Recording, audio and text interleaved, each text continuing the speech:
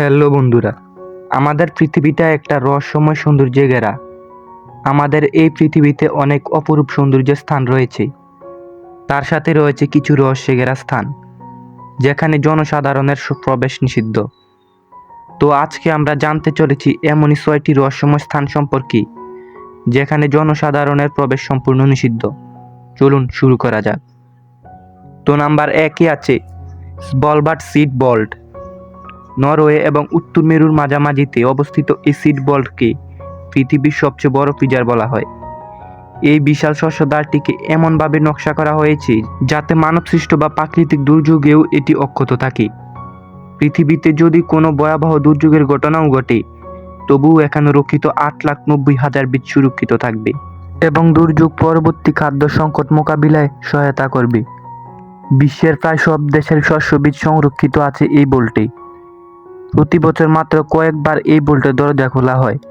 বোল্টে সীমিত সংখ্যক মানুষের প্রবেশাধিকার আছে। তারপর নাম্বার 2-এ আছে চেরনোবিল।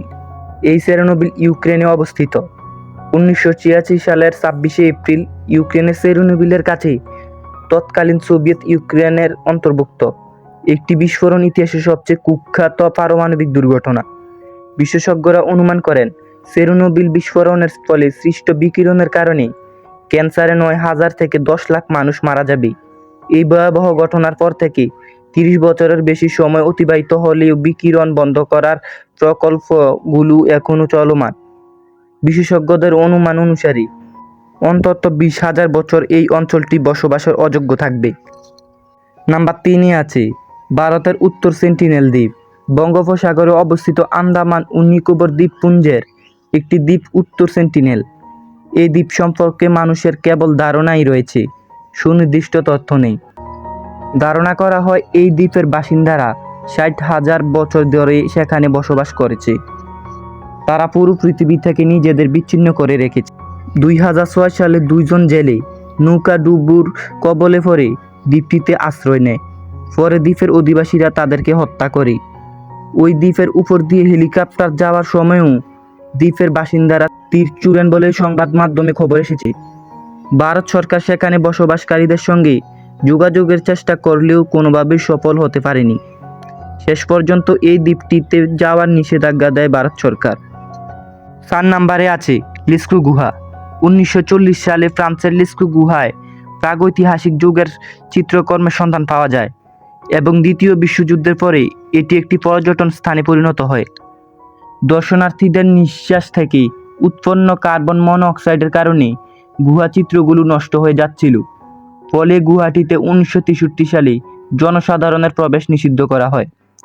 এটি এখন ইউনেস্কোর স্বীকৃতি বিশ্ব ঐতিহ্যের অংশ। আসল গুহাটি বন্ধ হলেও দর্শনার্থীদের জন্য অনুরূপ কৃত্রিম গুহা চালু করা হয়েছে। তবে গবেষক ও সংরক্ষণকারী কর্তৃপক্ষ এখনও আসল গুহাটিতে প্রবেশ করতে পারেন। 5 নম্বরে আছে স্নেক আইল্যান্ড। ব্রাজিলের ইলহা ডি কুমাইডা গ্র্যান্ডের দ্বীপকে স্নেক আইল্যান্ড বা সর্পদ্বীপ বলা হয়, কারণ এটি একটি প্রাণঘাতী সাপের অন্যতম ঘনবসতিপূর্ণ এলাকা। গোল্ডেন লেন্স হেড ভাইপার এতই বিষাক্ত যে এটি কামড়ালে আশেপাশের মাংস পর্যন্ত গলে যায়। বলা হয় স্নেক আইল্যান্ডের কিছু জায়গায় প্রতি বর্গ মিটারে একটি করে সাপ আছে। নিরাপত্তার স্বার্থে ব্রাজিল সরকার দ্বীপটিতে যেতে কোনো পর্যটককে অনুমতি দেয় না। এমনকি গবেষণার কাজে সেখানে গেলেও একজন চিকিৎসক সঙ্গে রাখা বাধ্যতামূলক। 6 নম্বরে আছে এরিয়া 51। যুক্তরাষ্ট্রের নেভাডায় অবস্থিত এরিয়া 51 সামরিক ঘাঁটি সম্ভবত পৃথিবীর সবচেয়ে রহস্যময় জায়গা।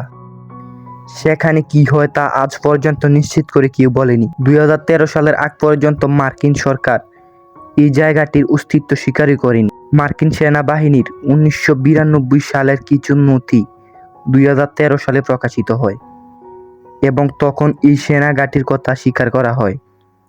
তারপর এরিয়া 51-এ কি হয়, কি ধরনের কাজ হয় বা গবেষণা করা হয় তা মার্কিন সরকার নিশ্চিত করেনি। এটি মার্কিন সেনাবাহিনীর সবচেয়ে চর্চিত এবং একই সঙ্গে সবচেয়ে গোপন ঘাঁটি। বলা হয় মার্কিন সেনাবাহিনী ও সরকারের উচ্চ পর্যায়ের নেতারা যখনই এই সেনা ঘাঁটিতে যান, তখন উড়োজাহাজ অবতরণের সময় জানালা বন্ধ করে দেওয়া হয়, যাতে বাইরের কিছু দেখা না যায়। 2013 সালের ডিসেম্বরে প্রথম মার্কিন প্রেসিডেন্ট হিসেবে নিজের বক্তৃতা এরিয়া 51-এর নাম উল্লেখ করেন বারাক ওবামা। হিলারি ক্লিনটন ও বার্নি স্যান্ডার্সের মতো প্রেসিডেন্ট পদপ্রার্থীরাও তাদের নির্বাচনী প্রচারণায় অঙ্গীকার করেছিলেন নির্বাচিত হলে তারা এরিয়া 51-এর রহস্য উদ্ঘাটন করবেন। তো বন্ধুরা, আমাদের আজকের ভিডিওটি ভালো লাগলে একটি লাইক করে চ্যানেলটি সাবস্ক্রাইব করে পাশে থাকুন এরকম মজাদার ও ইন্টারেস্টিং ভিডিও পেতে। ধন্যবাদ।